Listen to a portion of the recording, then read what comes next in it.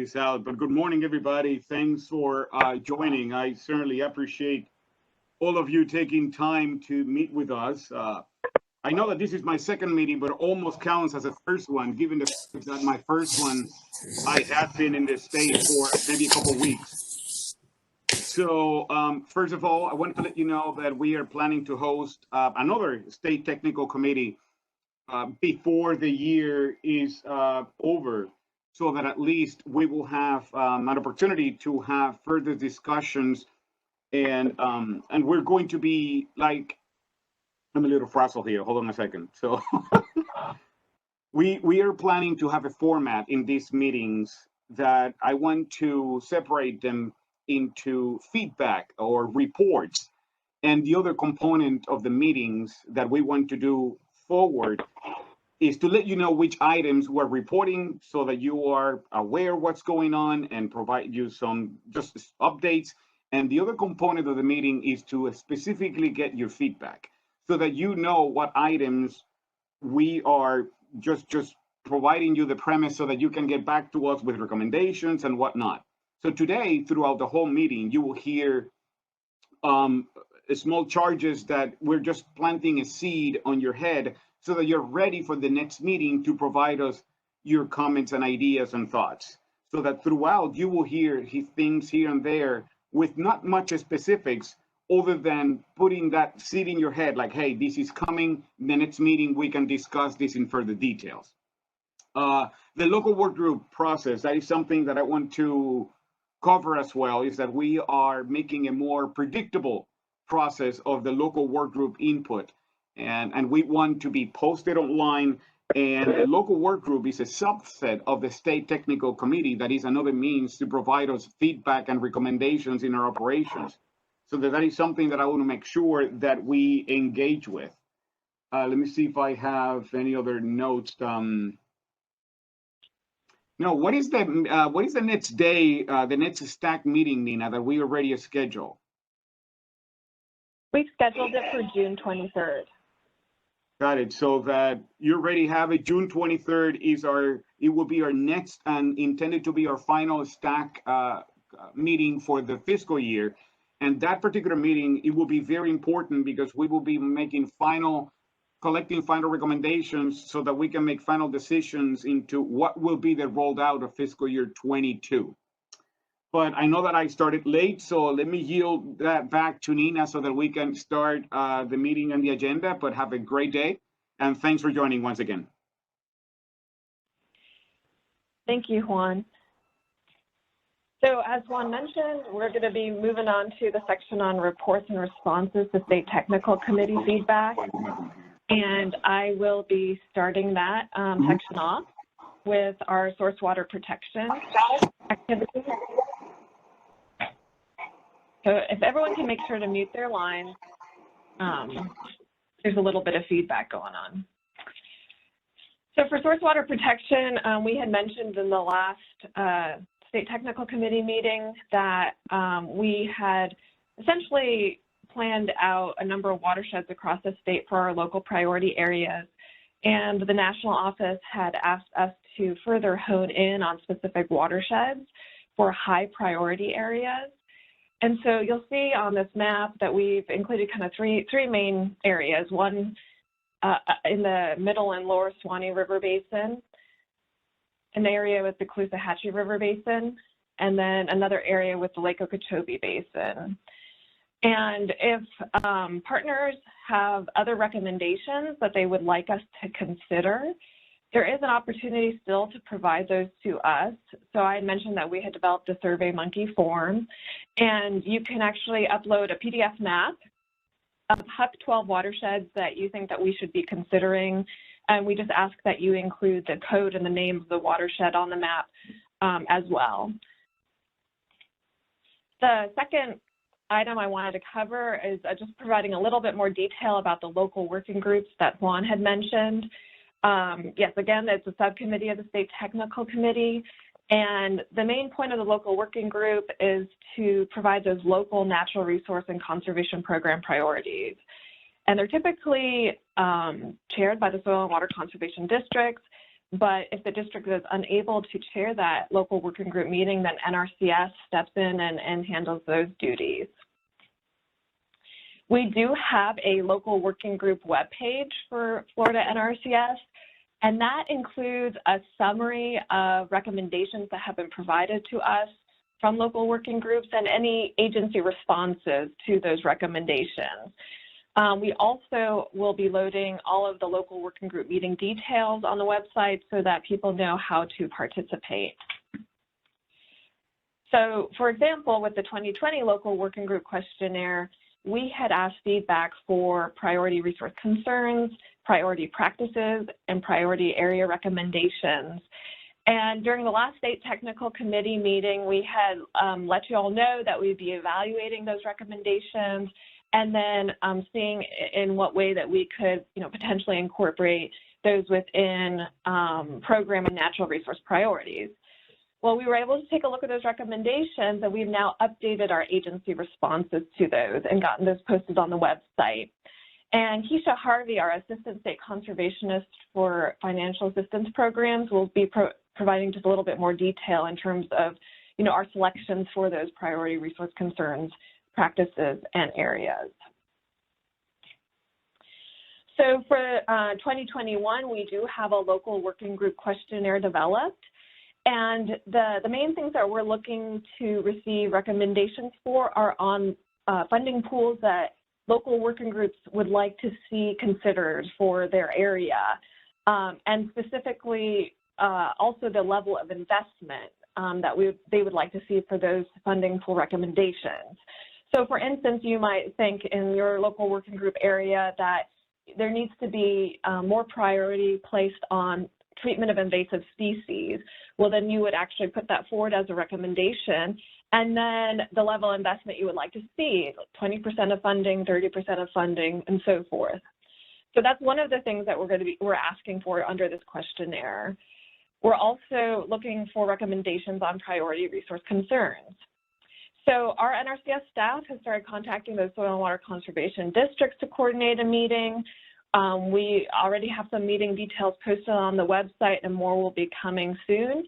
And we're sharing that with the Association of Florida Conservation Districts as well, so they can get that posted on their website. And the deadline to provide feedback for local working group, for the local working groups, is May 31st. And as Juan mentioned, we're really looking to kind of set a more predictable schedule for both the state technical committee and local working group meetings, so that people know, when we intend to have the STAC meet, the state technical committee, and then also when local working groups can start coordinating their meetings and be able to provide responses to NRCS. So we're going to have that schedule, forthcoming, so people know how best to participate. So now I would like to open it up for any comments or questions on the items that I've covered. You can enter a question or comment in the chat box. You can raise your hand for a verbal comment. And then also, if you're participating by phone only, you can select *6 to unmute your line. So Michelle, are there any questions or comments? No questions or hand raised at this time. Okay, thanks, Michelle. You're welcome. Okay, next up we've got Keisha Harvey, our Assistant State Conservationist for Programs, and she's going to be providing reports on the financial assistance programs. So Keisha, I'm handing it off to you. Thank you, Nina. Can you all hear me? I want to do a mic check first. Yes, I can hear you. Great, thank you. Good morning. My name is Keisha Harvey. I am the Assistant State Conservationist for Programs in Florida. Next slide, please. This morning, I will give you an overview of the following topics for this presentation section. Overview of the NRCS Financial Assistance Programs, the NRCS Financial Assistance Program accomplishments for fiscal year 2020, fiscal year 2021 high priority practices that were selected, and the source water protection area practices that were selected. Also, I will give you what was selected for the fiscal year 2021 state priority resource concerns selected. And just to reiterate from last time, where our payment schedules are located by basically providing you the link again. So basically, to reiterate what Nina mentioned, this section is just to give you feedback on what the local work group, the state technical committee provided recommendations and feedback to us, and what the final determinations were for fiscal year 2021. Next slide, please.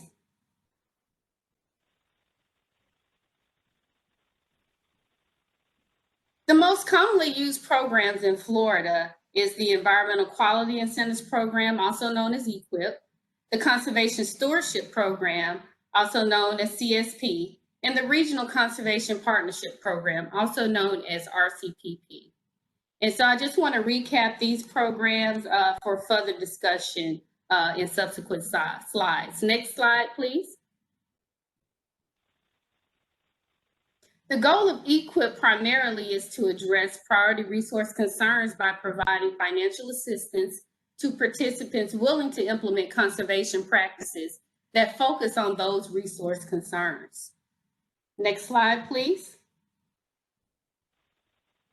As it relates to the Conservation Stewardship Program, also known as CSP, the primary goal is to promote conservation and stewardship on agricultural operations by providing financial assistance for conservation activities already being implemented, and additional financial assistance for addressing a higher level of conservation stewardship by the end of the contract. Our contracts are 5 years, and the applicant must manage or have stake in the operation as part of some of the eligibility. We also have additional program opportunities under CSP. It's called the Grassland Conservation Initiative. We label that as CSP GCI if you hear that term. The initiative assists producers in protecting grazing land uses, conserving and improving soil, water, and wildlife resources, and achieving related conservation values by conserving eligible lands through grassland conservation contracts. Next slide, please. The last program I will give a brief overview of is the RCPP, EQIP, and CSP. RCPP is implemented the same way as EQIP and CSP. However, the project is a targeted area or areas with contribution of financial assistance to NRCS from partners. Here's some examples. Last year, one project was the RCPP EQIP Flint River, where the focus was water and soil quality. And this was a project, of course, from the partner. Another example is RCPP CSP, Florida Panther Conservation, where the CSP project goals were to encourage a working balance between wildlife habitat and livestock production in Southwest Florida. So those are just a couple examples of some of our partnerships through RCPP for producer contracts for targeted areas with targeted resource concern focuses. And this is just a high-level review of the programs in Florida and the financial assistance program section that I lead. Next slide, please. This is just a summary of the financial assistance we provided on a high level for fiscal year 2020 for CSP and EQIP. So for CSP overall in 2020, we obligated 73 contracts over 88,507 acres for a total of, over 3.6 million for that program. For EQIP in 2020, we obligated 597 contracts over 133,597 acres for over $23.67 million. Total obligation, as you can see, for Florida, for those two programs was $27,320,219. We also, we give a breakdown of our initiatives.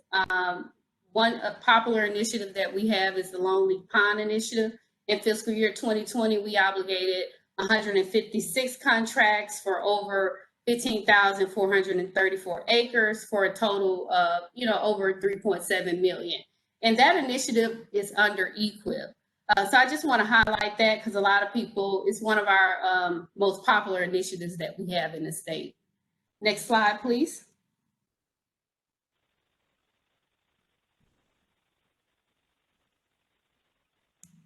Now that I've provided you an overview of our financial assistance programs that we commonly use and a summary of the accomplishments in 2020, I'm going to shift gears and provide a list of, the high priority practices selected for fiscal year 2021. For high priority practices, the state conservationist selects high priority practices to receive increased payment rates. Those rates are the 90% payment rate, and it is offered statewide. High priority practices, NRCS may designate up to 10 practices to be eligible for increased payments. And so just a reminder, the focus is primarily to incentivize underutilized practices that address water quality and quantity. Next slide, please.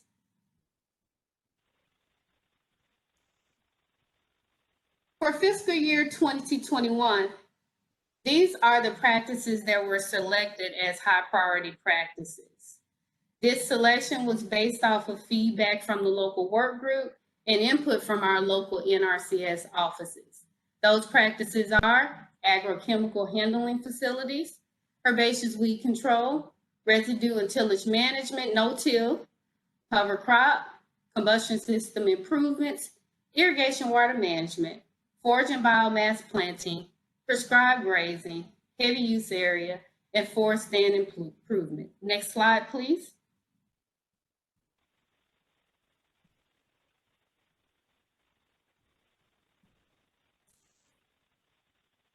This past summer, we also requested input from the State Technical Committee and the local work group regarding source water protection practices.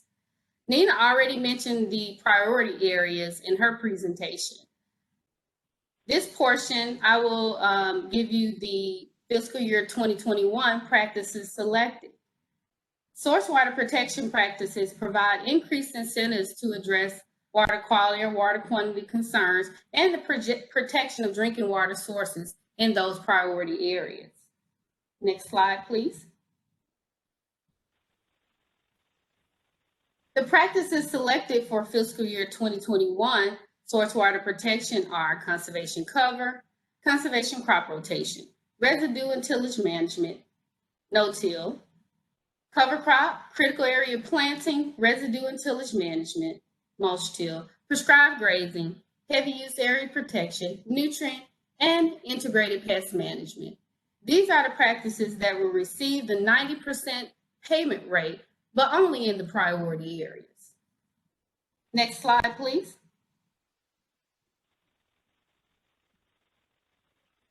Last year, we also gathered information from the local work group for consideration for the state priority resource concerns. The following resource concern categories have been designated as state priority resource concern categories.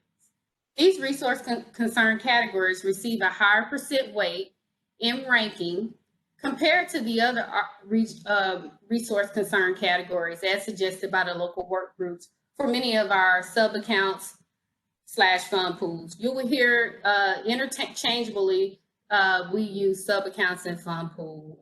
They're similar. They're the same. Next slide, please. In fiscal year 2021, we selected 5 resource concern categories, and those are soil quality limitations, degraded plant condition, pest pressure, field sediment, nutrient, and pathogen loss, source water depletion. Next slide, please. And this is the last slide. I provided you all the fiscal year 2021 practices, priority resource concerns selected.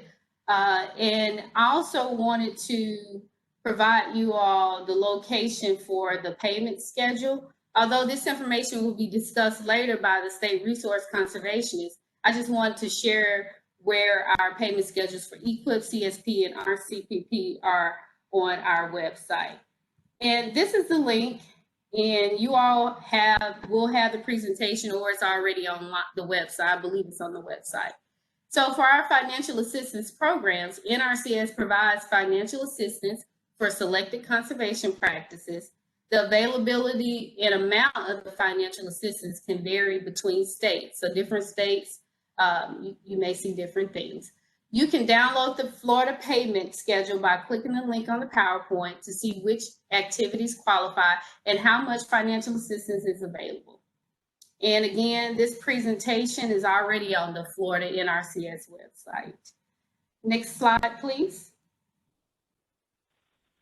And as a recap, I gave you an overview of the financial assistance programs, our accomplishments for fiscal year 2020 for EQIP and CSP. You were also provided what practices were selected for high priority and source water protection area for fiscal year 2021. You were provided the fiscal year 2021 state priority resource concern selected, and you were provided the location of the website. And again, it's available in this presentation on our website already. I want to thank you for your time, and please ask me any questions that you may have. Thank you. Hey, thanks, Keisha. So just open it up for folks. If you have questions, feel free to enter them in the chat box. And if you would like to make a verbal comment, raise your hand. Keisha, there's a question in the chat box from Susan Carr. When will the process begin for priority resources for 2022? Thanks, Michelle. So we're going to be requesting feedback on those from you all, and I'll be presenting on that in the next phase of the presentations. So we will be requesting that feedback through a survey. Let me know if I did not answer your question, but that's how we'll gather that feedback.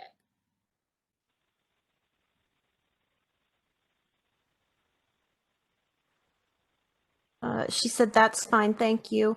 And there are no other questions or hand raised at this time. Thanks, Michelle. Okay, next I want to invite Jason Strength, our state conservation engineer, and he will be presenting a review and the revisions for conservation practice standards. So Jason, please take it away. All right, thank you, Nina. Can you hear me? Yes. Okay, all right, great. Yeah, I just want to go over some things on reviewing and revising our conservation practice standards. And for those that are not familiar with conservation practice standards, that is the basis and the backbone of our conservation work, and it provides the... Jason, if you want to get a little bit closer to your mic. Okay, is that better? Yeah, it appears to be a bit better. Okay, thank you. Yeah, the conservation practice standard is our basis and backbone and the policy for the conservation work that we do in NRCS.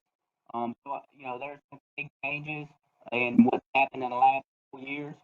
So hopefully this will give you an idea of what our process moving forward will be. All right, you can go ahead and next slide, please.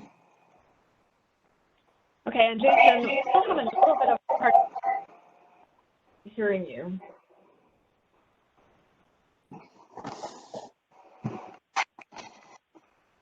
All right, is that better?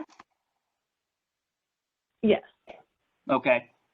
All right. The 2018 Farm Bill required a review of all NRCS conservation practice standards.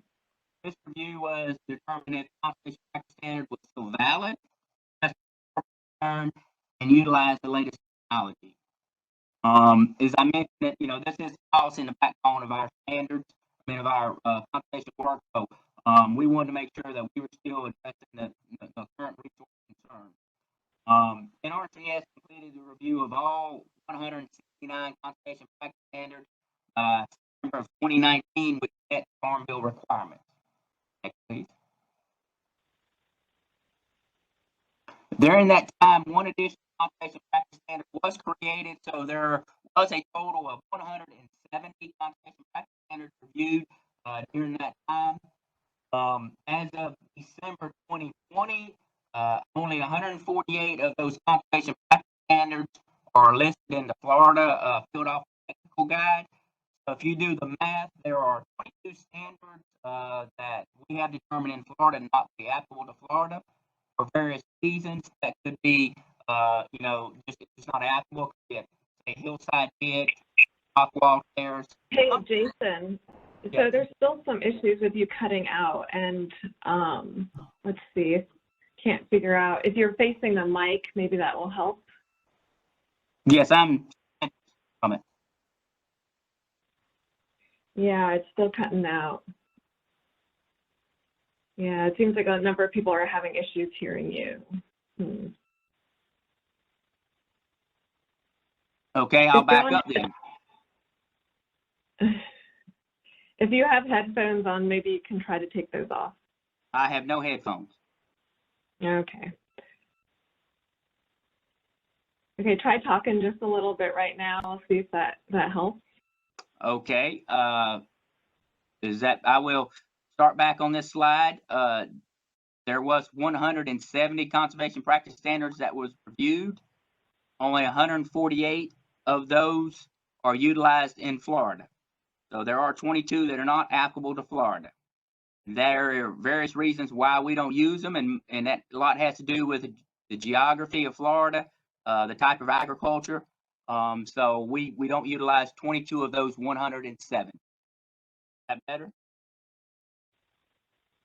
Yes, that's much better. Okay. Next slide, please. Just to give folks a kind of a general guidance on how the standard process works, NRCS has two levels of conservation practice standards. We have a national standard and a state standard. The National Conservation Practice Standard sets the minimum criteria, while the state can refine a standard to meet the state's laws, geography, the utilization of that practice within the state, type of agriculture maybe that is done in that state. The biggest caveat in that is the state criteria can't be less stringent than the national criteria. So, for instance, if there is a design storm, per se, for some of these engineering practices, the national standard may say a 10-year design storm. Well, we at the state level can say, well, we want it to be a 25-year storm. We cannot say less. We could utilize a 5-year design storm. We can't make anything less stringent. Another thing, each state has the option as to which conservation practice standards they want to adopt. And as I mentioned earlier on the previous slide, there are 22 current ones that we do not utilize in Florida. So we do have that option. Now, the review I mentioned earlier, that was conducted on the National Conservation Practice Standards and not on the Florida-specific conservation practice standards. Next, please. Now that the review is complete at the national level, National NRCS has been revising the standards to address those comments that were obtained during that Farm Bill review. Once this revision is complete by NRCS staff, those revised practice standards are sent to the Federal Register for public comment. After NRCS receives the comments from general public on the Federal Register review, they make final revisions, and then they release the updated standards to each state for the adoption process. Okay, next, please.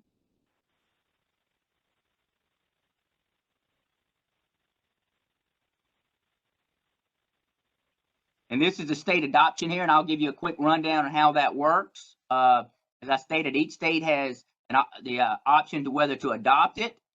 And if they do intend to adopt that standard, they have 1 year to do that. So basically, you either adopt it within 1 year or you decide not to adopt it. Now, if for some reason down the road, if we feel a need that that standard can be utilized, then we can go back and adopt it. But you can't be using an old standard is basically what the requirement is.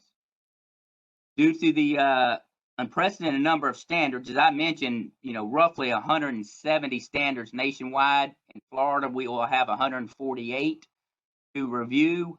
National headquarters is allowing us an extended time frame up 2 years versus the 1-year requirement. Typically, after the national standard is released, here in Florida, our staff reviews that new standard and potentially revises it to make it a better fit for Florida. And as I mentioned earlier, our revisions can't make criteria less stringent than the national. We try to tailor it a little bit to Florida if there's a need for it. Okay. Next slide, please.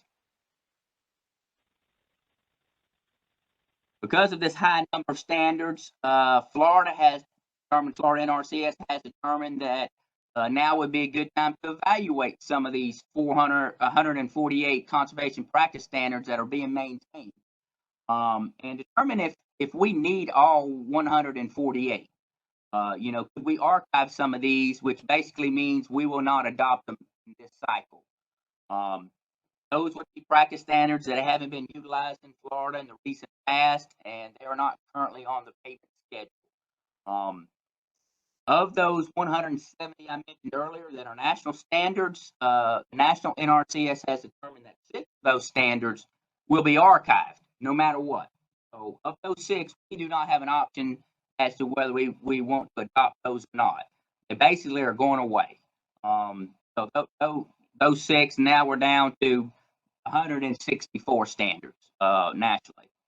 And there potentially could be some more coming down, down the road later, but right now we're looking at 164 national standards.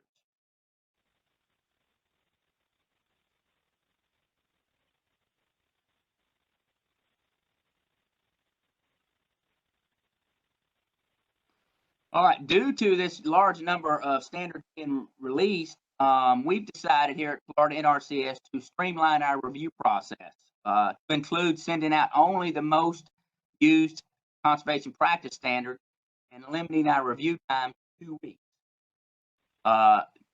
In the past, we utilized a 30-day review process, but this large number of standards we will be reviewing, we need to limit it to 2 weeks so that we can meet our basically 2-year deadline. The final determination on how many of those standards we sent out has not been made yet, but right now we are looking at the most used, 15 top used practices over the last 4 years. And so we've done an analysis, and there's a significant drop off after the top 15. So that's to be a good point to kind of cut it off. But we have not made the final determination if we're going with the top 15. But that's what we're looking at right now. Slide, please. Jason, your mic is having some issues again. If you can kind of to try again. Okay. Well, we have not determined exactly how many practices we will be sending out for review, but right now we're looking at the top 15 practices that have been used over the last 4 years in Florida. Is that better, Nina? It is. Okay. Next slide, please. I apologize for the audio. These here are the top 15 most used practices in Florida over the last 4 years. They are in order of most used, which is the fence, and the 15th most used is water well. So as of right now, these are the standards that we intend to send out for review. As I stated, there could be others, but these are the ones that we're going to focus on the most. Next slide, please. And there could be some potentially lesser used standards that we're going to send out for review. If they're critical for conservation in Florida, or if the standard has had significant changes that could impact its use. As I stated, in top 15, there was a good drop off, but say the 16th to the 25th most used standard, we still may send those out if we feel like there are significant changes and we would like some input in the review process. So, there are, other standards that we may send out. And we're looking at top 15 just to streamline our process. One other thing that, I did not mention earlier was interim standards. Currently in Florida, we do not have an interim standard. And interim standards are basically short-term standards that we want to utilize to see if they have a valid use in Florida. In the past, we have utilized interim standards, and we are looking at revising one of our old interim standards. It was evaporative cooling pad, which is utilized in greenhouses and animal facilities to help cool buildings down. It's kind of a limited practice, but it has been used in nursery greenhouses in the past. So we're looking at revising, bringing that one back to life, if you will, and hopefully we'll have that on the 2022 payment schedule. We're late now for the 2021. So that's one standard, an additional one beyond 148 already being used in Florida. So, might as well say there's 149, and, we're going to go with that number. And obviously, as I mentioned earlier, we may reduce some of those.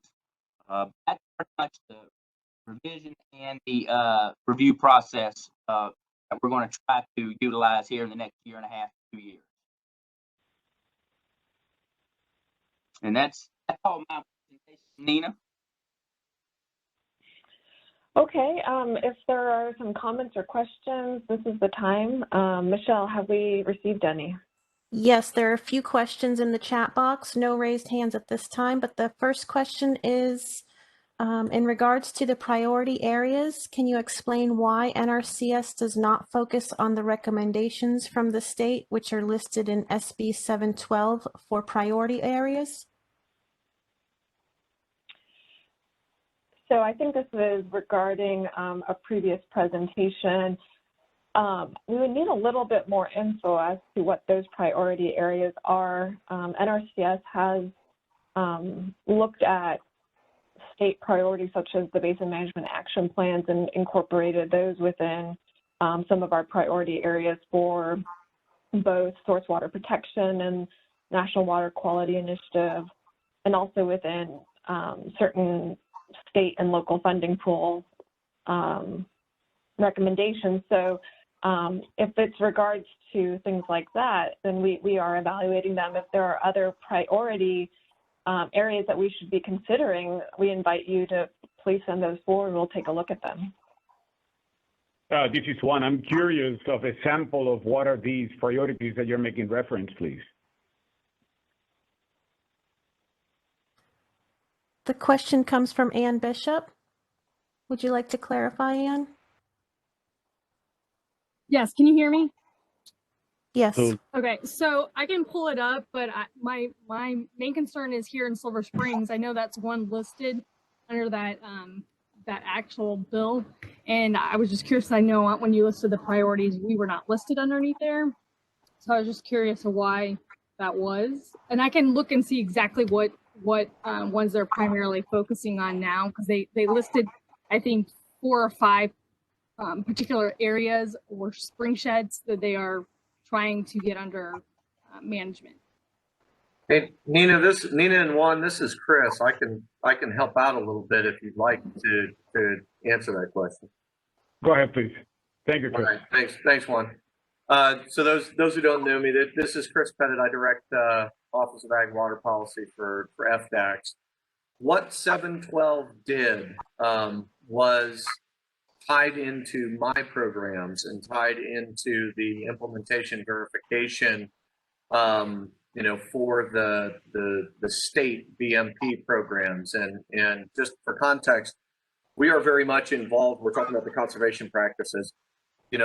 We very much interact and leverage and lean, into NRCS and reference their standards as part of our best management practice manuals that lead to the applicable BMPs that must be properly implemented by an enrolled producer.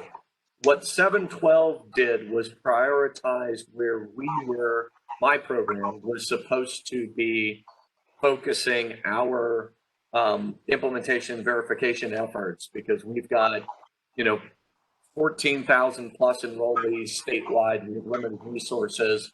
we need to be focusing on the BMAPs. We need to hit everybody statewide, but the legislature in their wisdom asked us to focus our efforts in certain, priority areas for the purposes of the implementation verification program.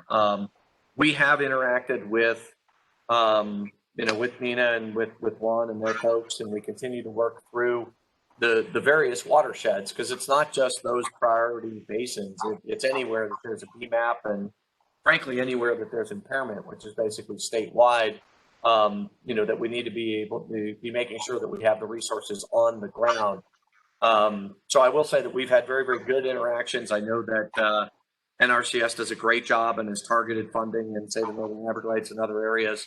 And we continue to engage with them as to how to leverage our resources, theirs, continue to interact with DEP and the water management districts to make sure that we are, getting the resources where they need to be to realize the benefits on the landscape. Thanks.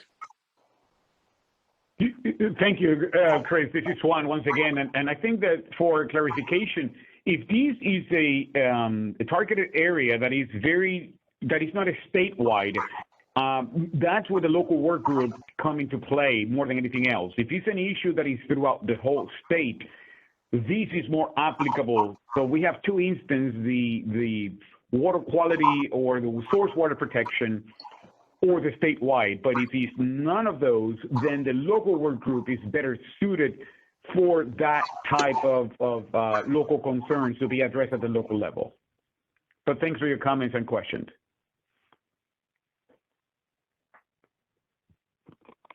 A few more questions in the chat box. The next one is from Anthony Grossman. How can partners help with the Florida review of conservation practice standards? What is the process for creating new practices and standards for CSP and EQIP?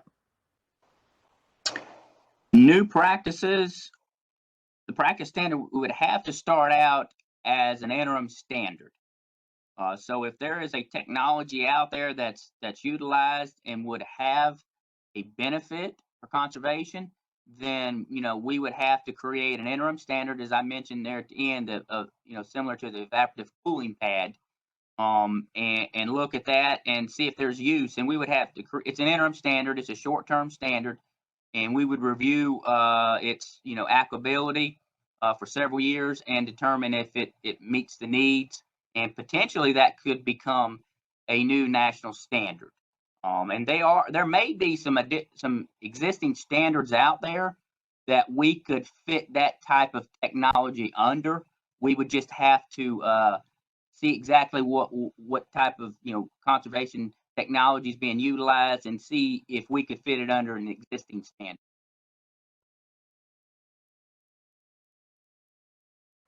And Jason, I think that the key component here is that if you guys have any particular needs that you want to discuss, I think that the best forum will be to set aside and schedule a meeting so that either, because it depends the nature of the practice, will be Nathan Fickert or Jason Strength, if it's an engineering or an ecological science practice type. So, but my encouragement is if you have any recommendations, ideas, so that we have a sidebar conversation with your specific needs on that particular practice.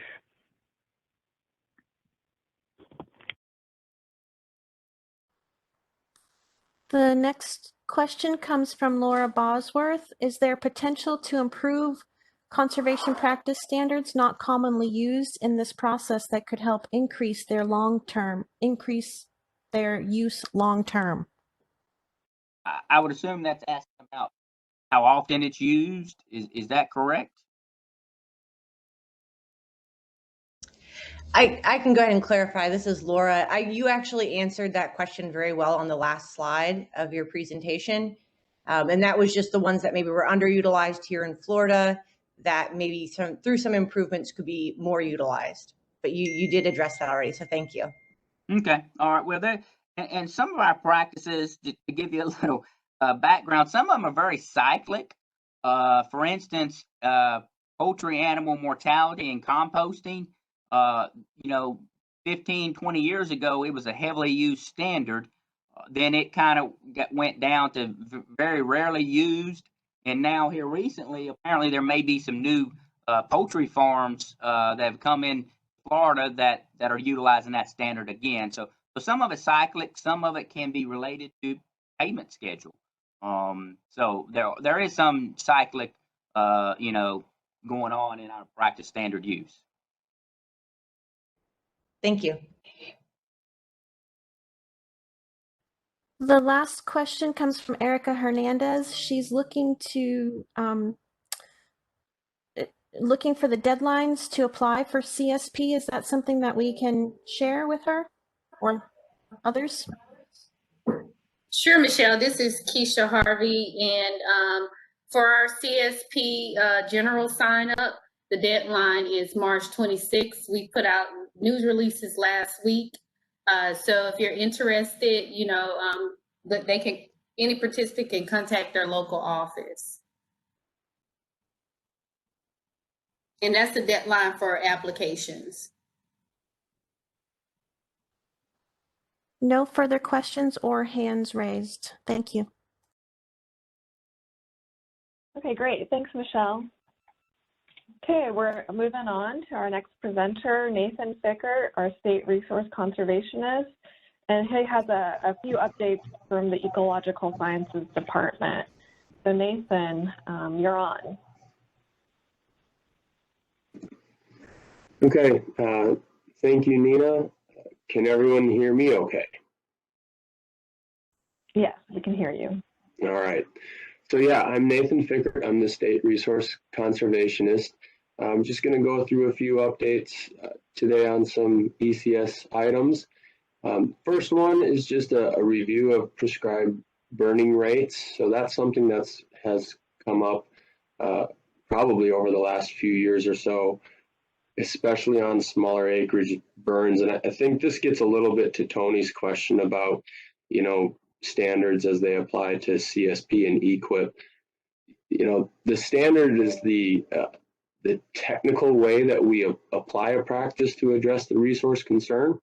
The payment schedule scenarios are how we, generally provide financial assistance for those practices within the various programs. So they're different, but they certainly apply to one another. So again, that burn rate has been a little bit low according to the feedback we've been getting the last few years, especially, like I said, on the smaller acreage burns. Nina, can you throw up the PDF of that prescribed burn scenario, and I can kind of talk people through how to analyze what's going on in one of our scenarios? Sure, just give me 1 second.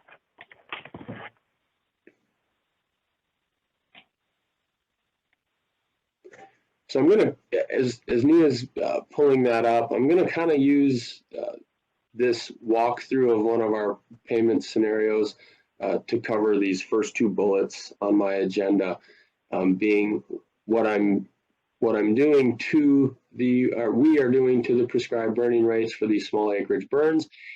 And then additionally, if you guys have additional places where you see that our financial assistance rates just seem wrong, this is how you would dig into what we do and provide me or someone else on the payment schedule team feedback to try to get these rates and scenarios changed.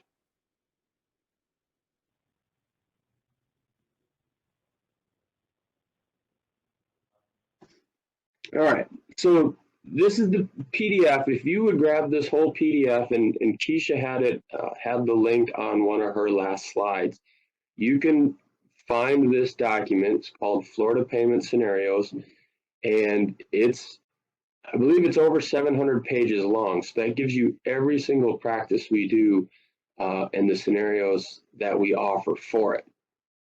So as you look over this document, and again, each of our scenarios has a page or pages like this, we're trying to get a general scenario description, a before and an after situation. So before the practice is implemented and then after the practice is implemented. It's given us the units and the units of measure. And then it's giving us that typical scenario typical size, a scenario typical cost, and then the scenario cost per unit. The scenario cost per unit is simply that total cost divided by the scenario typical size, and that is the rate per unit. So in this case, that's the $82.77 per unit. Now, that is before we apply the financial assistance program payment rates to that. So that $82.77 was an assumed 100% payment rate for 1 acre of burning on a prescribed burn less than 39 acres. So in the case of EQIP, up to this point, the last several years, we paid 75% of that total rate. So if you do your math, that's $62, basically $62 an acre if financial assistance is provided through EQIP. So what we had come up with over the years was that that rate was low. But in order for us to really get that rate increased, we do need some data. So over the last couple of years, and specifically this last year, we had some partners come to us with some really good, solid data that showed we were a bit low on this payment rate. So what I did, I went into this scenario and I started comparing what we say it takes to complete a burn like that, and then what our partners showed us with the data to complete a burn like that. So for example, we only had 6 hours per this unit of burning of an all-terrain vehicle. So based on what the partners were telling us, that was very low. They were telling us there's usually at least 2 ATVs on site for an 8-hour period. So I bumped that quantity up to 16 hours or 16 units. Another one was the truck and the water. I was told with pretty good information that the water truck is usually there for at least 8 hours on a burn of this size. So again, I bumped that component up to 8 hours. Skilled labor was a little bit low according to that data, so I jumped that up to 8 hours as well. Now I did take the general labor down to 16 because that's what the data was showing me that people provided. Our fuel mixture for ignition was low, so I bumped that up to 15 gallons based on what some people told me on really bad sites. And again, we're looking for an average here, and quite often these smaller acreage sites haven't been burned in a while. So went on the high end of the fuel there, and then I kept the mobilization the same. So after increasing those quantities, doing the new calculation, the new payment rate for a small acreage burn will go up to $83.11 per acre. And when I did the math based on the real data, that came out to 74% of the estimated total amount. So per our EQIP rules, that's exactly where we wanted to be. So again, just kind of overview with a specific example of the data that I need to see, or that we on the payment schedule team need to see to justify increasing these rates, and how you guys could go into these scenarios and kind of look into them, dig into them, and see if we're missing something. These are regional scenarios. These are put together as a team in the Southeast region, states, Florida, Alabama, Georgia, and South Carolina. So there's potentially some regional differences here that we need to look at specifically for Florida. So just kind of wanted to give that overview on payments scenarios, what we're doing with the prescribed burns, and just kind of give you guys that deep dive into a specific scenario. I think I'll take questions on this now, if that's okay, because my next topics are a totally different direction than this. Okay, sounds good. Michelle, are there any questions or raised hands? There are no questions or raised hands at this time, Nathan. Okay, well, I can certainly follow back if somebody comes up with something, but for now, we can go back to the PowerPoint, Nina. Yeah, pulling it up now. 1 second.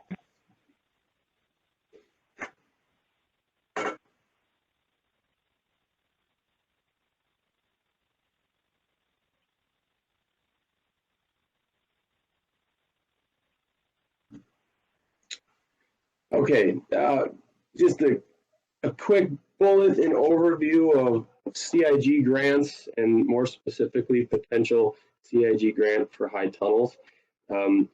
CIG is a conservation innovation grant.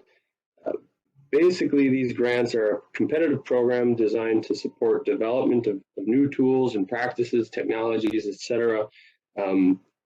Innovative ways to apply our conservation practices and standards, maybe things that aren't already in our toolbox.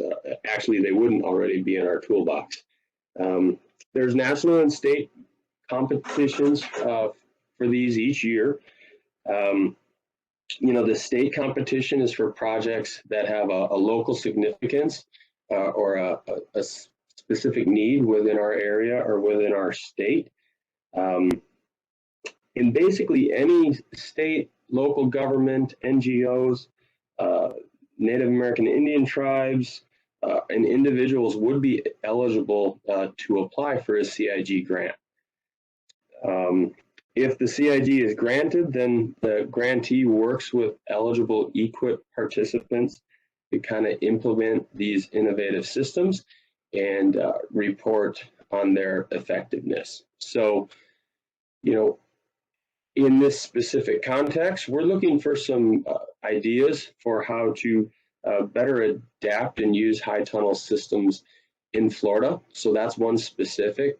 Again, CIG could be for a lot of different things, but for this context, we're just kind of throwing this out there, trying to see if anyone has any ideas for how we can better adopt that practice, utilize it to address the resource concerns of growing season, plant health, things of that nature in Florida. So if people have specific ideas, please contact me directly and we can start talking about how to make sure you know how to apply the parameters of a CIG grant, maybe some of your specific ideas, see if we already have those options. If we already have the options, then obviously it wouldn't be a great CIG project. So anybody who's got any ideas or thoughts on that, please feel free to contact me directly. You should be able to find me on our Florida NRCS website, and be happy to discuss further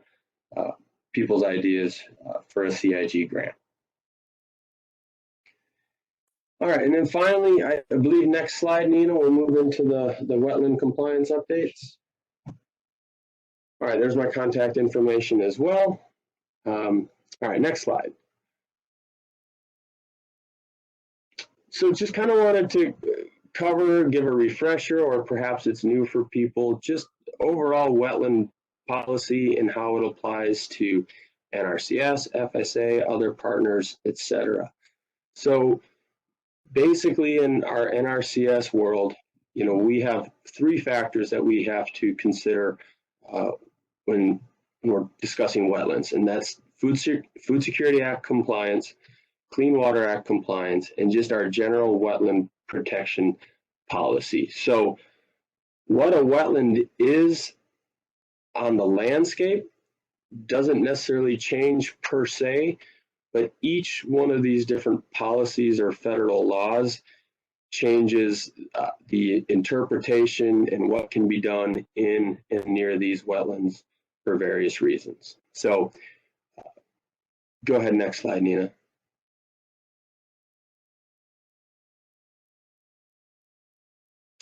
So the Clean Water Act, this is, you know, when you hear the term 404, that's the section 404 of the Clean Water Act. This is this jurisdiction for all waters of the U.S., including wetlands. This typically has to do with the Corps of Engineers claiming jurisdiction on a water of the U.S. and typically requires a permit for discharging or dredging or filling materials. So that's the big thing with the Corps. They're worried about digging into wetlands, filling wetlands, dredging materials, etc. And if it is a water of the U.S., they can certainly claim jurisdiction and require a permit.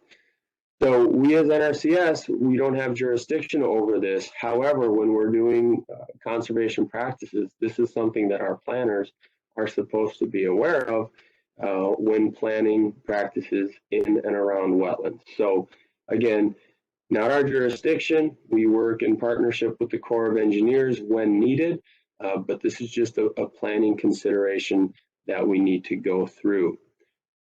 Next slide. All right, Food Security Act. So this goes all the way back to 1985. That's the original Food Security Act. And this required NRCS to delineate, determine, and certify wetlands located on lands of a farm or ranch, subject to the wetland conservation provisions in order to establish producer eligibility. Basically, in a nutshell, a producer who gets USDA benefits under the Food Security Act needs to stay in compliance with the wetland compliance provisions set forth in these U.S. code and the Code of Federal Regulations. So that's how this applies to NRCS and FSA. If a producer has done or is doing activities on their agricultural lands that could trigger a manipulation or a conversion of wetlands, then NRCS is required to do a delineation and determination of those wetlands.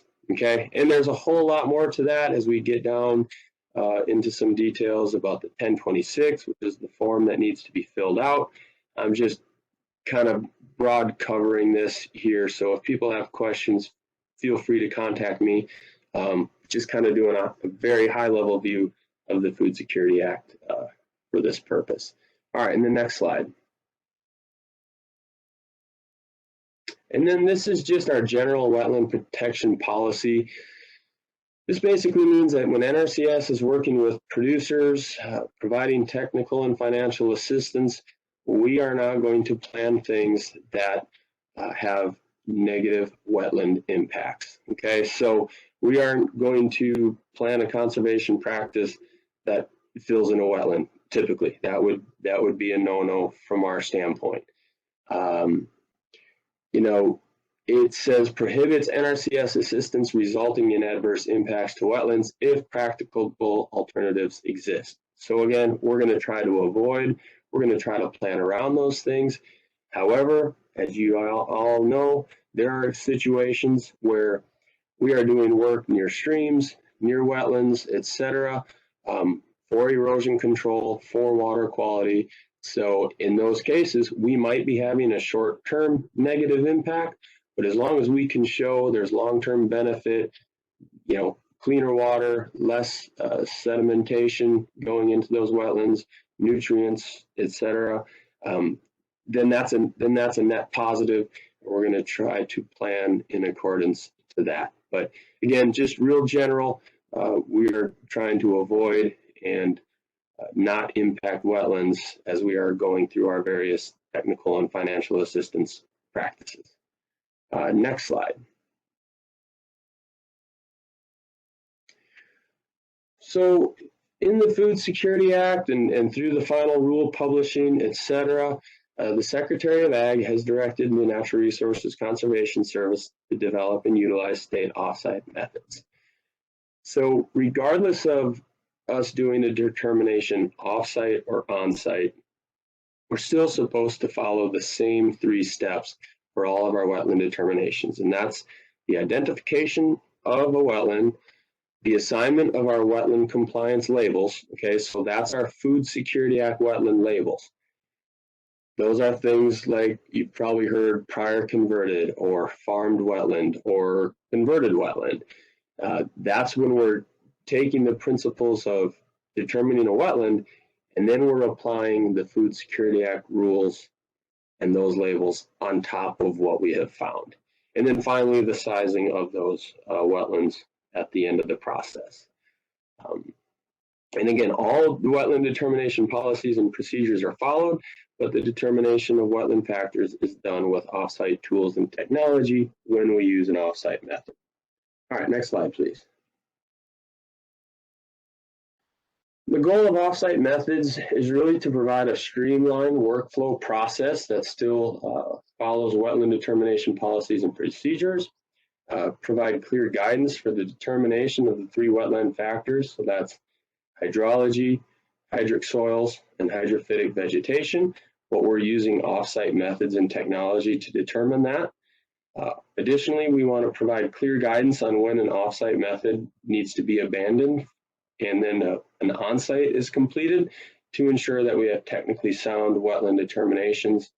And finally, we want to maximize NRCS staff time and resources while also still delivering technically sound wetland determinations in a timely manner. So, you know, this is in a way a workload tool, but it's also a way for us to deliver a quality product in a timely manner to FSA, to our producers, other aspects when partners get involved, if they would get involved. So that's really the goal for our state offsite methods. In the documents that were posted to the website for this meeting, you should be able to see our draft offsite methods. Spent quite a bit of time working on those. I think they're pretty good. I think they apply well to Florida. And at this point in time, we're just looking for comments on that draft document. So we can take comments on that up until close of business April 2nd. Anybody can look at those and provide feedback and commentary. Once we're through that process, we will make changes as needed and if applicable. And then it will go on the National Federal Register for national comment and review. And once it gets through that process, we can deem them as official and begin using our state offsite methods when we get all the way through that. Next slide.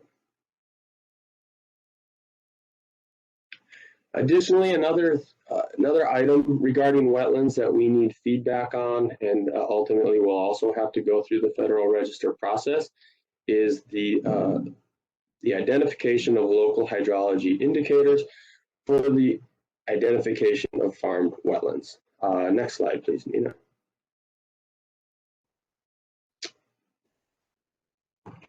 Okay, so back in August 2020, when the final rule for HEL and wetland conservation provisions were published, it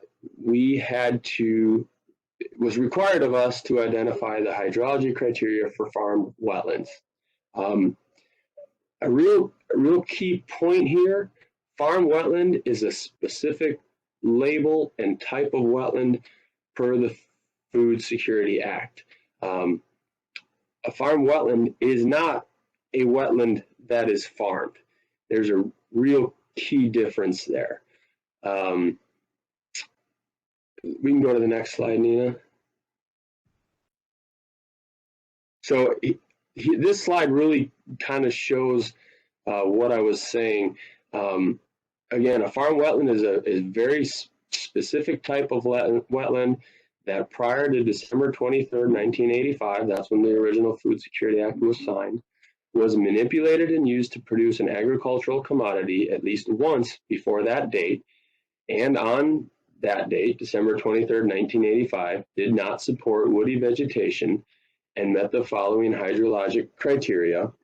If not apply a Pocosin or pothole, experienced inundation for 15 consecutive days or more during the growing season, or 10% of the growing season, whichever is less. Okay, so again, this is a wetland area that had some sort of hydrologic manipulation and grew a commodity prior to December 23rd, 1985. Okay, again, doesn't mean it's just a wetland that's never been touched other than people trying to farm it every now and then when it's dry enough, okay? In order to use the farm wetland label, and again, Nina, next slide, please.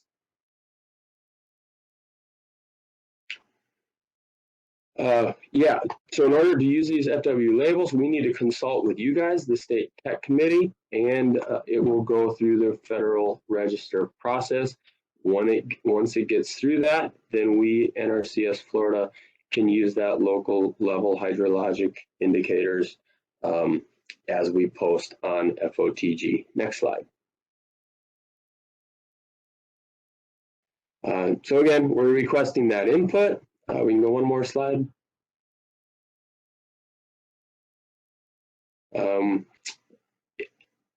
Now we are calling these local hydrology indicators.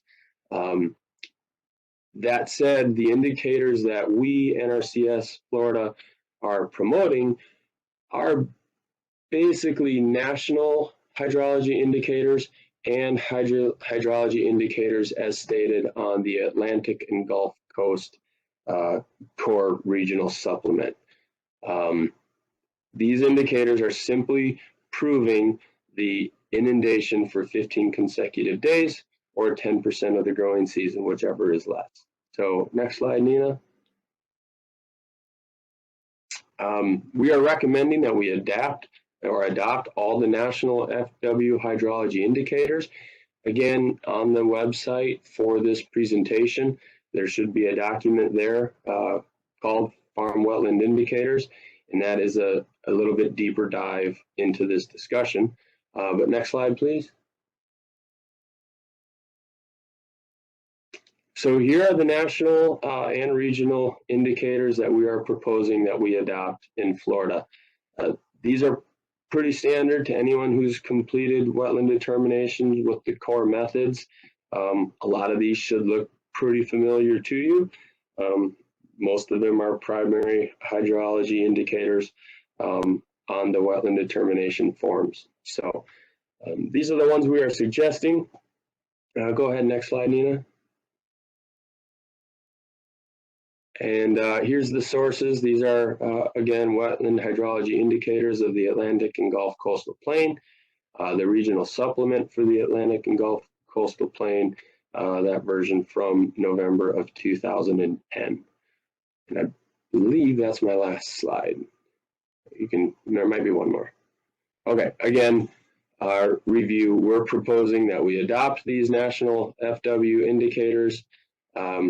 Again, we'll go with the same comment period, close of business April 2nd, if people have any comments on these.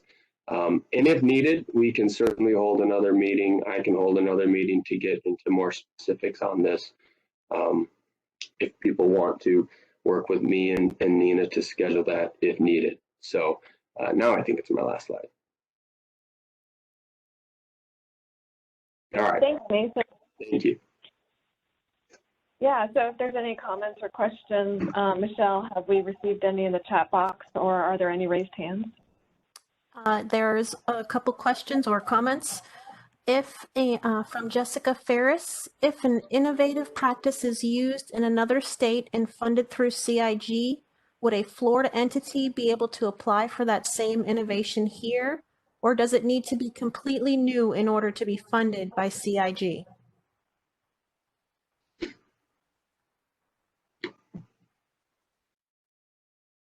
That's a good question. I guess we'd have to make sure it was different enough.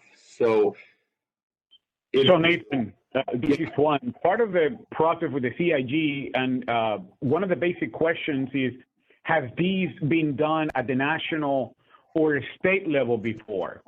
So if another state have had a similar one, many times we don't know, but we are aware of what has been happening at the state of Florida and what is being done nationally, so that we don't have any redundancies. But at the end of the day, if what is being done in another state is potentially applicable in Florida, then we don't see the investment worthwhile. But if what is being proposed is unique to Florida, even though it's being done in another state, it will be something that we can entertain. But I think that, like Nathan mentioned, all of these ideas are better vetted if we do a one-to-one and we can flush any, what is it that you are thinking to do?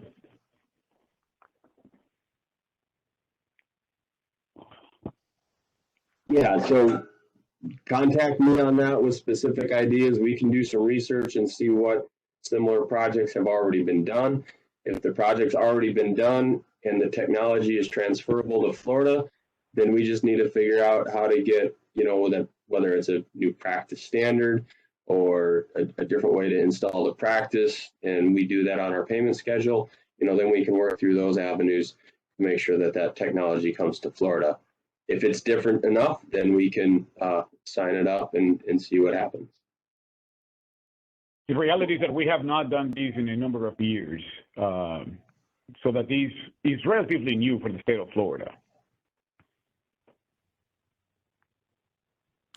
There's one other comment from Anthony Grossman in the chat box that states, as of December 23rd, 2020, the Florida Department of Environmental Protection has assumed responsibility for 404 permitting in Florida. FWC is, FWC is consulted on wildlife impacts for 404 permits, and he's provided a link to the DEP State 404 program webpage. Yeah, thanks, Tony. We are aware of that, and we're still, I'm still as SRC still working through the process of making sure that when we have projects that might need consultation or one of those permits, that we're getting our planners and participants to the right individuals for those permits if needed. So thank you for that update. Anything else? No other comments or questions or hands raised. Thank you. Thank you.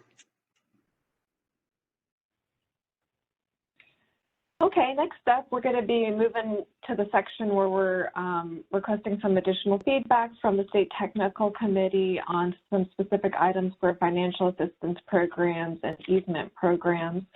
So I'm inviting Keisha Harvey back on to do the second part of her presentation. Thank you, Nina. Doing a mic check again. Can you hear me? We can hear you. Great, great. Okay, so good morning again. And for those who may just be joining, I am Keisha Harvey, Assistant State Conservationist for Programs in Florida. Next slide, please.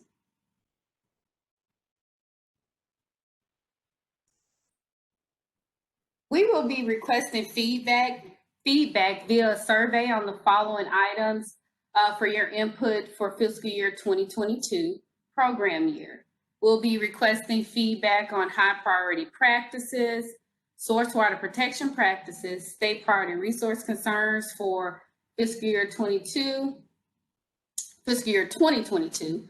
We are also requesting feedback on the Working Lands for Wildlife Bob White Quail proposed map. And as it relates to high priority practices, we need, again, your feedback for fiscal year 2022 for consideration to select high priority practices. I want to briefly review the intent for the high priority practices to assist you in your recommendations when you are completing the survey. High priority practices chosen must address water quality or water quantity concerns. NRCS may designate up to 10 practices to be eligible for increased payments. That's the 90% rate that address water quality and water quantity resource concerns. Selection of practices to receive higher payment aim is to incentivize conservation practices that have high potential for conservation benefits, but they are underutilized. These practices receive high priority statewide. Selection of practices to receive higher payment should not be used to incentivize those practices that are already widespread and common, unless there is a specific purpose or geographical region for which the practice is underutilized. So the survey will list practices NRCS considers underutilized and provide an other box to list additional practices you may feel should be included that's not on the list in that survey that Nina spoke about earlier. Next slide, please. Again, we would like feedback, your feedback for fiscal year 2022, consideration for source water protection practices. Source water protection practices should provide increased incentives for practices for those priority areas previously discussed to address water quality and quantity concerns and protect drinking water sources. So unlike the high priority practices, the source water protection practices that will receive the higher payment rate of 90% is offered in select areas. High priority practices are offered statewide. Source water protection practices are offered in priority areas. Next slide, please. So switching subjects, in Florida for fiscal year 2021, we selected 5 resource concern categories. And I mentioned that to you all in a prior presentation, but I'll go over those again. Soil quality limitations, degraded plant condition, pest pressure, field sediment, nutrient and pathogen loss, and source water depletion. So when you're completing the survey, you'll see the list that's provided here. There are 17 resource concern categories there. We need your input to select what you consider should be the priority resource concerns for fiscal year 2022. Please complete the survey to provide your input. And again, the table lists the priority resource concern categories that will be provided in the survey. So the resource concern categories selected will receive a higher percent weight in ranking in applicable sub-accounts, fund pools, compared to other resource concern categories, as suggested by the State Technical Committee, local work group, in consultation, of course, with NRCS, State Conservation as the final determination. Okay, next slide.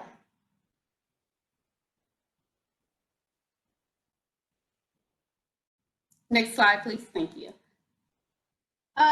Nita, can you go back one slide? I need to make one additional point on the prior slide.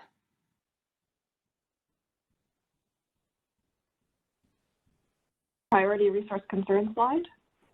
Yes. Just to give you guys an example of how important, what we determine as the priority resource concerns for the state. One quick example is that the local work group for one of our areas came up that invasives was very important to be addressed. So for this example, we have a invasive fund pool in that particular area. Pressure, which is on this list, would receive higher weight versus water quality, quantity, or for example. So we're basically projects that address invasives and the resource concern pest pressure would be the ones that would be funded under that particular fund pool. So I wanted to try to come up with some example to give you an idea of how we do that. Next slide, please. Okay, so I wanted to, we have the state initiative. Many of our partners, you all on the phone today, work with us to establish a working lands for wildlife bobwhite quail sub-account some years ago. This is the current map that we're utilizing today. And if you look in the red, you will see, and the counties, the high priority counties that we're looking at here. So one of the staff members on the Financial Assistance Program Division, Terry Nels, she's the Conservation Program Specialist, worked with Don Buchanan. I'm not sure if Don is on the phone today on this call. He's a wildlife biologist for the Florida Fish and Wildlife Conservation Commission. And so the map it's a draft map that I'll show you guys next, wanted to update the map to add, for example, additional counties for the Bob White Quail State Initiative. For example, in this map, if you can see it and you zoom in, you'll see that Palm Beach and Collier County are not listed as priority counties. That's just one example. So again, this is the current map that Florida NRCS has been utilizing to determine priority counties for the Working Lands for Wildlife Bob White Quail State Initiative for funding. Next slide, please.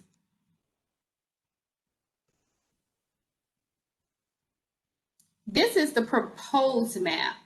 This map includes potential habitat areas for the Bob White Quail and now includes additional counties not listed in the prior map, example Palm Beach that I gave earlier.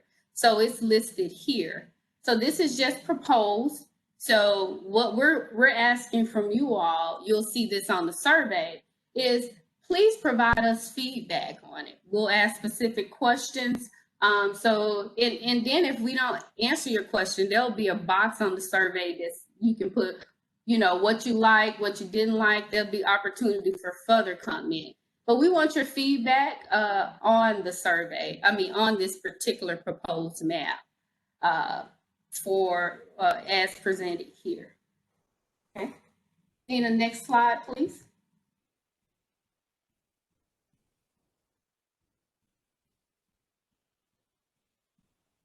Okay, before we continue with the last section I will cover for this presentation, I want to go over fund pools. I refer to them as sub-accounts here. So we're going to want feedback for fiscal year 2020 sub-accounts. I want to recap first, so we'll remember the other items that we're going to ask you guys for feedback on the survey. Because we really do value your input. It was taken into consideration for fiscal year 2021 heavily. A survey will be provided, again, requesting feedback for fiscal year 2022, high priority practices, source water protection practices, state priority resource concerns, and the proposed Bob White Quail map. Next slide, please.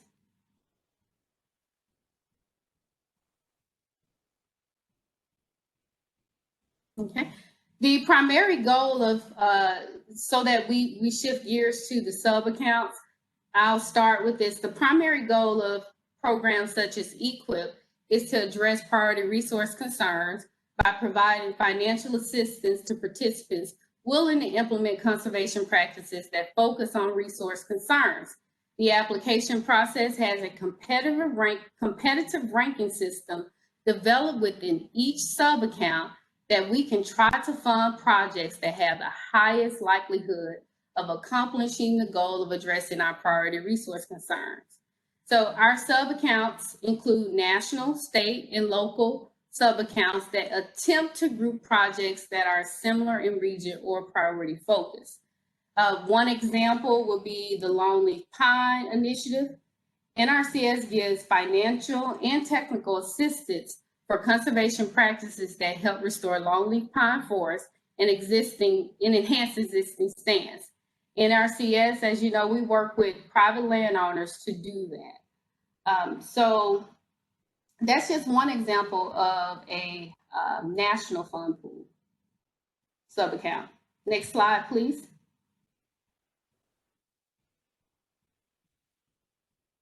As it relates to our local and state sub-accounts, this is also where valuable input from the State Technical Committee and local work groups can determine what state priority resource concerns are and what priority areas we should focus on. Examples that I've listed here. We have an invasive sub-account on the local level for one area in South Florida and water conservation sub-account in another area in North Florida. We have the Working Lands for Wildlife Bob White Quail. It's a statewide sub-account. And this sub-account is one where Florida NRCS received feedback from partners that addressing this species was very important for our state. I also, again, the Longleaf Pine Initiative, that's a national initiative, as well as the Working Lands for Wildlife Gopher Tortoise. And those are national initiatives on the national level. And so we also have the statewide fund pool I just mentioned. We have several, and then we have our local pools. As it relates to our local pools, Florida, if you look at an NRCS map, is broken into 4 administrative areas.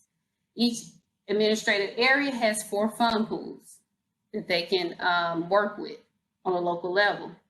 Each area is required to have a cropland and grazing sub-account to fund projects. The remaining 2 fund pools is based off additional feedback from local work groups. For example, we had some areas do invasive as one, water conservation, other ones that the local work group thought was necessary, forestry fund pool that was for their area. Seasonal high tunnel fund pool will be one other example. So those are just examples that were provided to us based on feedback from the local work group and of course in consultation with our NRCS local offices. Next slide, please. So what does this mean, or particularly what do we need from you? In order for us to better address local needs and meet our goals for addressing priority resource concerns, we need to hear from you. Part of that goal is for our partners, local work groups, individuals, et cetera, to provide us feedbacks on the sub-accounts. When providing your input, please consider the following.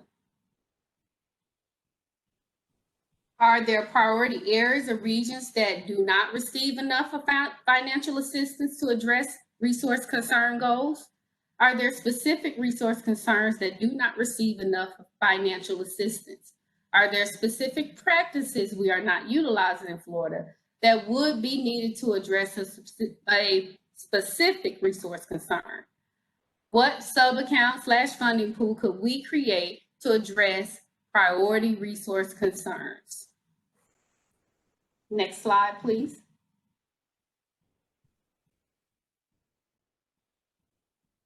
For fiscal year 2022, Florida NRCS, again, I just keep saying this because I want you to fill out the survey, will be requesting feedback on our, recommendations on sub-accounts. You will be provided a list of sub-accounts for consideration, and you will have opportunity to make additional recommendations through the survey as well.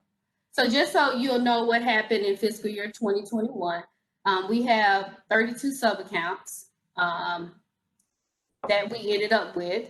And in this fiscal year, 2021, administrative areas were allotted 4 fund pools each. And again, each administrative areas have to have a grazing and cropland sub-account. Areas, however, have some flexibility. That's where the local work group comes in, where they may choose 2 sub-accounts based on additional need for their area. Reminder, this year there were invasive fund pools, seasonal high tunnel fund pools, forestry fund pools, water conservation fund pools, and so on. So local feedback from the fiscal year 2021 survey data was used for consideration for these additional fund pools. And so if you go on our website, you will see the list of the EQIP fund pools for fiscal year 2021. So that is on the website if you are interested in reviewing what we currently have. Keisha, can you hear me? This is Juan. Go ahead. So, that's the end of my presentation as well. So. Oh, okay. So I thought that we were seeking, in addition to local, we wanted to get feedback on a statewide funding pools from the state technical committee as well. Okay, we can definitely do that. Got it. I know that we discussed the local, but as well, we wanted to seek their advice with regards to a statewide funding pools as well. Okay. Yes, we could add that, so that will be valuable because we did get the Working Lands for Wildlife, Bob White Quail, out of our partners' feedback years ago. So we will. I'll get with Nina. We'll make sure that is addressed on the survey. Thank you. You're welcome. That is the end of my presentation. Any questions for me?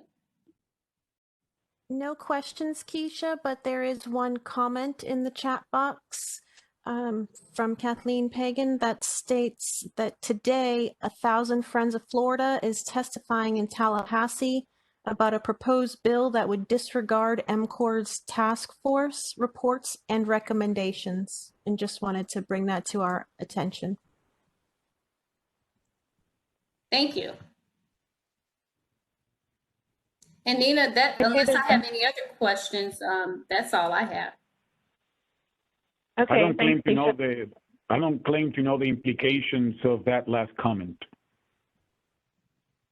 Chris, can you add, or the person that made the comment, somebody, so that we get a little more perspective of what that means?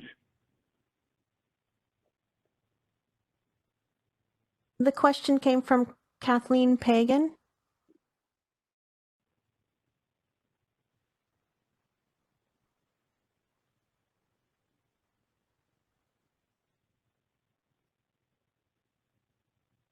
We cannot hear. That's okay. I was just curious. Kathleen, you can get in touch with us after the meeting if there's something that you would like us to know more specifically about this.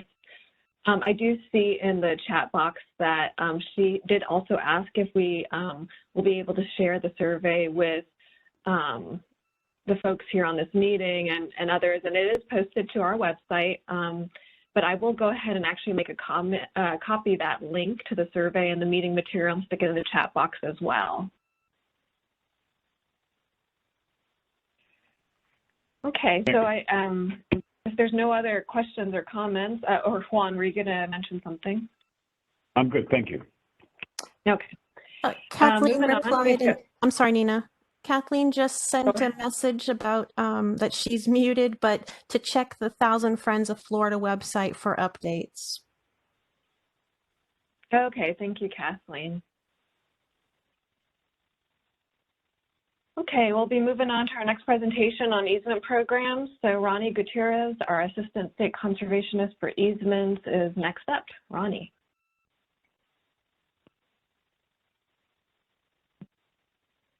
Make sure you're not muted.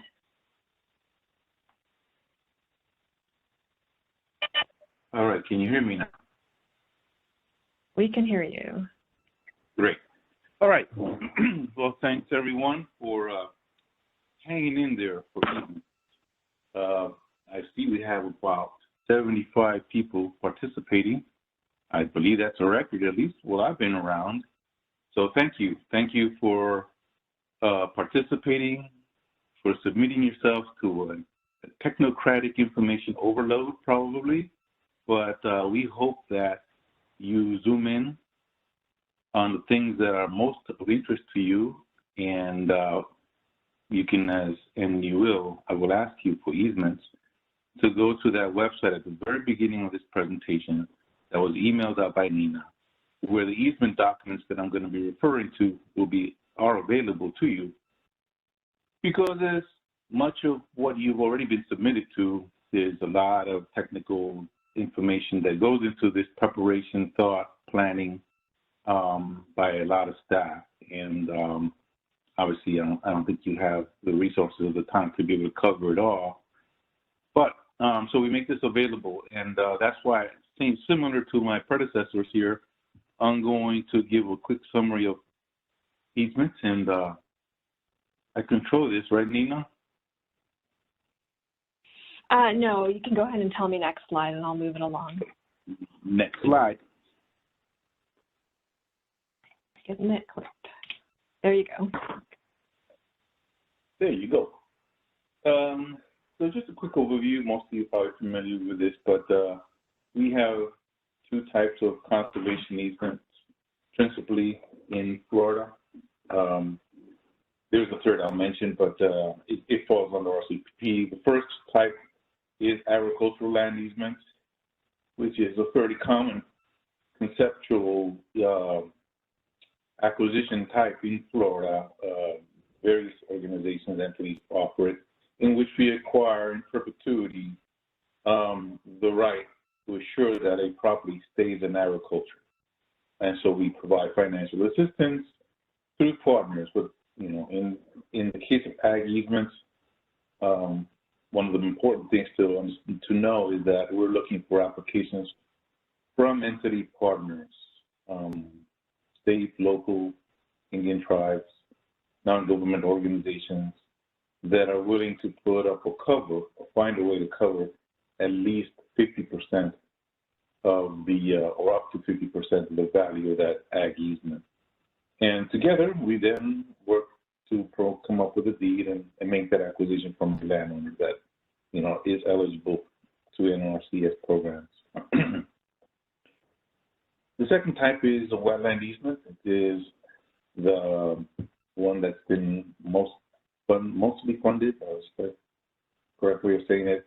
The most amount of funding we received in Florida over the last 10 years easily has been for wetland easements, where we provide financial assistance, technical assistance to landowners,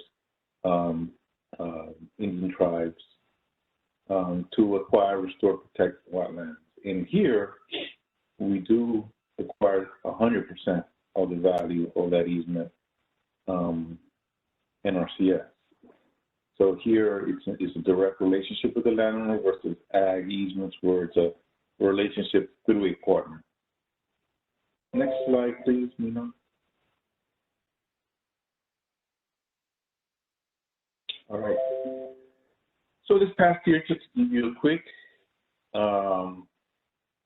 overview, we've implemented one of the highest funded programs again in the United States, in Florida, through wetland easements and agricultural easements. The new Farm Bill, tools, procedures, COVID, spite of the word COVID, has among other things, including some unfilled vacancies, have made this a very challenging year, but we were able to accomplish much, in which I'll be going over here in a minute, through our partners. Really, we were going over that yesterday with some of the staff, in that we are able to magnify 3, 4, 5 times our ability to promote conservation and manage conservation easements because of our partners. And here is in the third bullet, here's that other easement program that I failed to mention earlier, the Healthy Forest Reserve Program.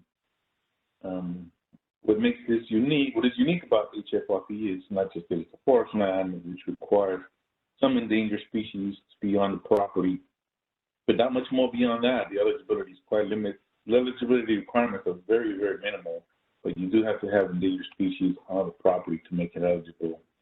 The other thing about it that makes it unique, and kind of mentioned somewhat by Keisha, that in Florida there is the only way you get HFRP easement is if there's an RCPP project that was approved by NRCS with a partner to promote HFRP in a certain part of Florida.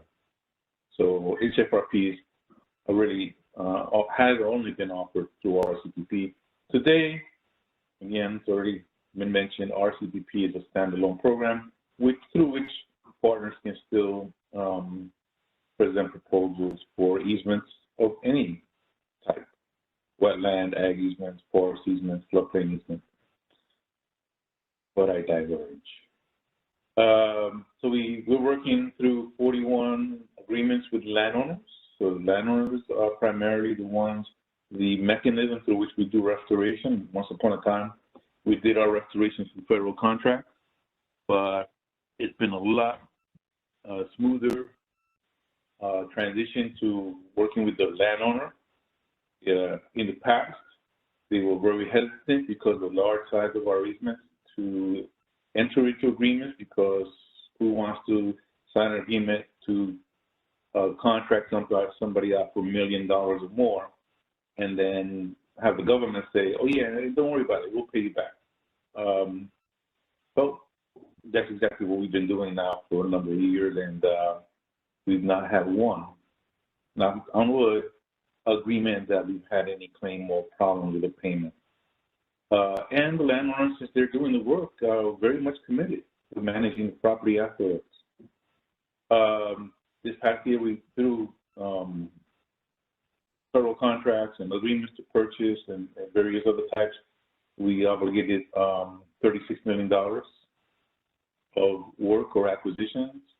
And right now we are a little higher. At the time of this presentation preparation, we were at 97% of all easements enrolled up to 2019 have been acquired.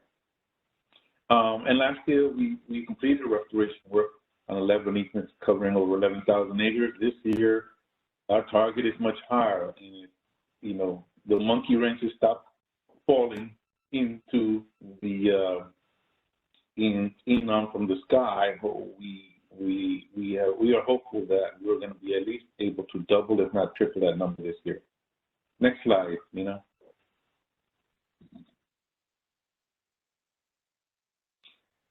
All right. As far as new enrollments in 20, we had 6 properties, ALE, through partners enrolled, covering 4,000 acres. And only one property, but it was a sizable property, 3,500 acres on the wetland reserve easements, and then through RCPP HFRP easements. Right now, we are working on 5 properties that were approved, not necessarily last year, but that were have come about through RCPP projects existing from previous years. One obviously to stand out here is that wetland reserve easement, one property, even though that's still a significant amount of money, it's no secret really for those of you who've been with us that our wetland reserve easement funding has dropped. Yeah, and even though it's dropped, we're still one of the highest because in easements because of the agricultural land easements mostly now, and because the money that we received not only is for acquisition, for all the restoration that's going to come afterwards. So that's between a lower allocation for wetland easements because of lower allocation overall for easements in the Farm Bill to a certain extent, and because we have to take part of that money and save it for future restoration, the amount of property that we've been able to enroll has been reduced over the last few years. And now, the last year we were only able to enroll 1. Now, that might have looked different if I would have said, we enrolled 6 properties covering the same amount of acres. That would have been about 600 acres per property, which is our average size, really, in Florida. Would have been similar to here. So anyway, just a little explanation of what these numbers are about. Next slide, Nina. All right, so for 2021, yes, we are in 2021. I can believe it. I still remember Y2K. Wetland reserve easements. So you see, we have $13 million. Ooh, and I came to the state now, soon, 10 years ago. We have received $130 million the year before it came, $100 million the year we came, $80 million the year after I arrived. And so you see, if you reduce that to 13 million, and then you also have to take restoration and management from this amount of money, the amount you can actually use for enrollment is significantly less. But that's a nationwide trend. The sign-up obviously has passed, and these programs, so we're in the middle of ranking right now. Our easements, we have 4.5, which is one of the highest in the country. Wetland reserve easements is still a large portion of the easement funding around the country. Ag easements receive significantly less nationwide, but we get one of the largest chunks of that. Thanks to our partners, many of you who are on the line. And I want to thank you for those that participated in our workshop on ag easement application preparation, so a few weeks ago. And we will be having a follow-up for partners on ALE in preparation for 2021. So in the upcoming months, you should see an invitation for an ALE workshop. Actually, not just ALE, it's going to be on all easements, wetland, ag, and forest easements in Florida. So be on the lookout for that. We'll look out for a little message that just told me my computer is about to reboot, whether I like it or not. So I'm almost, I better be almost finished. Next slide, Nina. All right, so as I mentioned at the beginning, and as Nina presented at the beginning, there's a link to a website where you can find our ALE ranking or WRE ranking criteria. A couple of things that I would invite you to look at closely there is high priority areas. In both cases, we do account for, like, if you have property in the Everglades area, you'll receive more points. That's very specific. There are other high priority areas. ALE does account for that generally. It says basically a general question: is there a high priority area of any kind or of a certain type, and kind of somewhat defines it there. If you think we could do better, the priority areas for funding, let us know.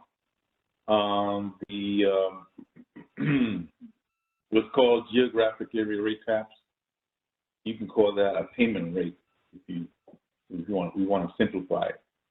Essentially, we've done a market analysis, somewhat maybe similar to what payment schedules in EQIP, where we say, okay, for Northern Florida, Southern Florida, this is what the market for cropland, pasture land, forest land says the average, make an average per acre price would be. And we take that, we take the market value and fee title, and we multiply that by 70% based on the market analysis. And that's what we offer, for example, for wetland easements. For ALE, they are through appraisals. But take a look at for the geographic area rate caps, which is specific for wetlands. And you'll see that there's a number of type of land uses that require appraisals, so we didn't have enough comparables there. And let us know if you think we're on the right track, if we're off. So these are the rates that we're using this year, but we want to know from you whether you think they're reasonable, because we will be making adjustments for next year. And then thirdly, you'll see the compatible use authorization. We offer, through wetland easements, the government has acquired pretty much all management rights. Well, we approve certain activities in spite of that we've purchased that right away from the landlord, such as grazing. So even though the deed says grazing is prohibited, we go back to the landlord and say, through a compatible use authorization, we're going to let you graze anyway because it's compatible and beneficial to you. There's an economic interest, and there's also a management interest to us. Certainly an ecological benefit over having invasives take over the place, which will happen in 2 years in Florida. An abandoned property will go into invasives. So that's one type. Other types are haying, mowing, in certain occasions, invasive species control, prescribed burning, fire breaks, brush management, wildlife, food plots, harvesting some level of timber depending on whether it's beneficial to the habitat. Those are the types that we offer. If you believe there are other types of activities that NRCS should consider as a compatible use, for our wetland easement specifically, let us know, let me know. We get all kinds of requests, everything from utilities to solar panels, and those don't tend to fly very well. They don't end up being very compatible. But if you have others that you've seen are legitimate and compatible, please let me know, let us know. And I believe, if you go on to the next slide. That is all. And I made it, I think, within time and before my computer shuts down. So do you have any questions or comments for me? I do not have any questions for you in the chat box, nor any hands raised, Ronnie, but I do have a question that I didn't address with Shakisha. And that was, when do you think the surveys will be distributed for feedback? And what is the best place to point landowners in for local information? Perfect. That would be a question for Nina. Yeah. Okay, I'm Yes, I sorry. can take that. Yep. So the survey will be distributed for the funding pool accounts closer to our next meeting, which will be June 23rd. The survey that we've distributed here today covers the materials that we presented on, from source water protection to the Bob White soil map and ASIP information. But we will be distributing a second one later this year, closer to the June meeting, for the sub-account recommendations. Also, for local information, we just encourage you to direct folks to our local USDA service centers and the district conservationists there. They can provide good information on what's going on locally.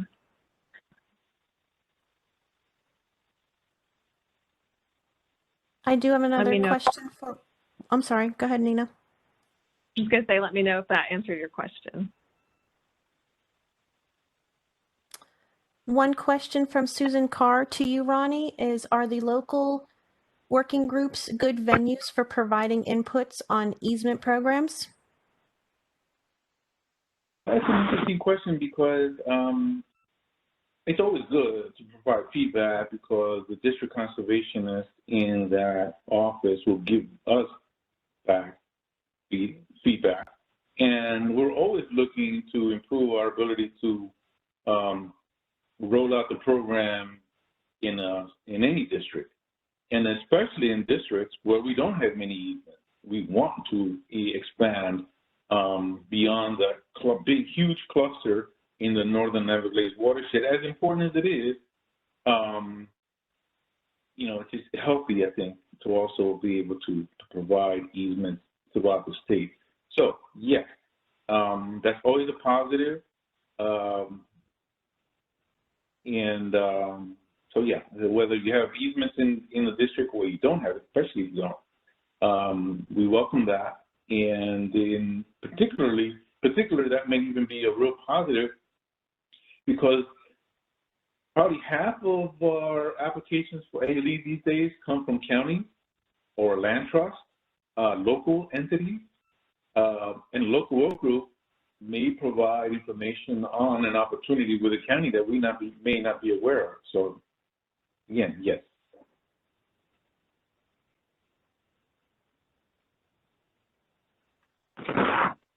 Thank you, Ronnie. No other questions or comments? I'm sorry, I do have one comment for Nina. And will you be providing the presentation to the group today? Yeah, so I'll go ahead and get the PowerPoint presentation loaded to our website with the rest of the meeting material, and we'll also distribute it to our email list with the meeting minutes as well. No other questions. Thank you.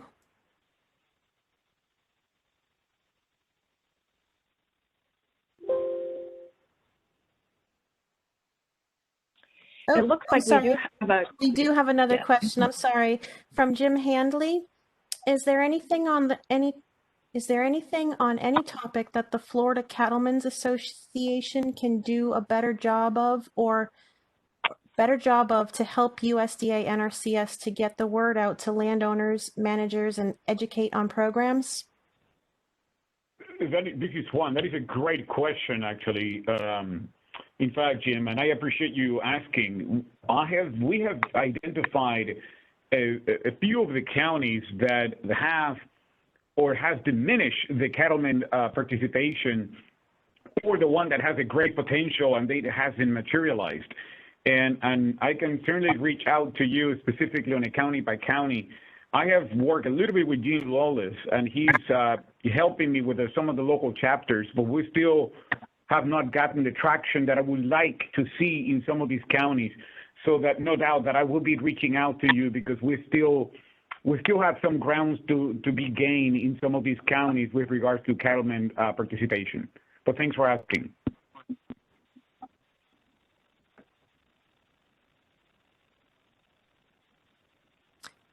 No other questions. Thank you.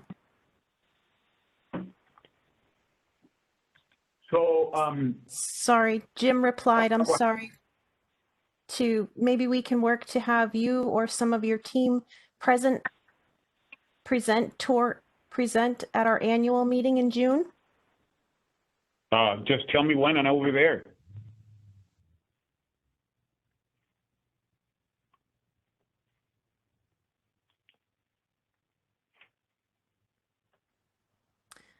Juan, he said he will be in touch. Thank you. No other comments at this time.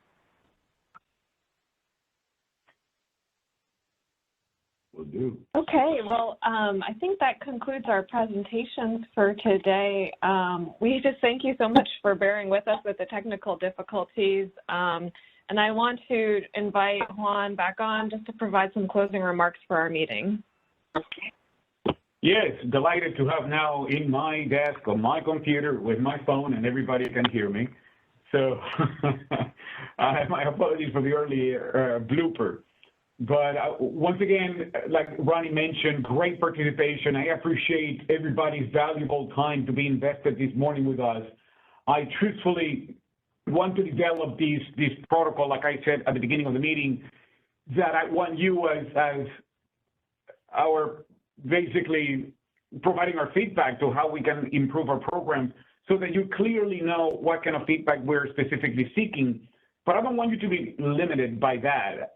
We are ahead of the schedule. I'm delighted actually that we cover all the items. But the reality is that we're doing to the best of our abilities any of the agenda items that we're seeking feedback. But not because we don't have it on the agenda. Feel free to bring anything that you would like to discuss, and we can determine appropriateness if we can do a sidebar conversation or we speak here openly in the whole stack environment. But I just wanted to make sure that this is an open forum and that we will welcome any comments. The reality is that the worst thing is to you holding back and not being able or choosing not to come forth because there's some significant changes and improvements that are within our abilities if we know about it. And that's the key. I don't want any of you that assume that, well, you should know or they should know or they already know it. No, just feel free. Bring it to the table. We will chat and we will discuss. It is our true and open intent to improve our programs to the best of our abilities. So with that, looking forward to our next State Technical Committee, which Nina had a slide before. It's like June, I just saw it and I forgot. I'm getting old already. June 23rd, there you go. June 23rd, it is our next meeting, and you already have on the docket what things we need a specific feedback from you. And once again, don't lose the opportunity to contact Jason if you have any questions about the updates and some of these conservation practices, or Nathan to the CIG. I mean, we're open to anything that we can help. So please take on that offer. And myself, 352-647-6025. That's my cell phone. So with that, I want to yield the floor back to Nina, but thank you all and have a great rest of the week. Thank you. Thanks, Juan, and thank you to all the presenters and attendees. We appreciate your time. And this concludes our meeting today. So we're signing off and hope you have a wonderful rest of your day. Thank you. Bye-bye.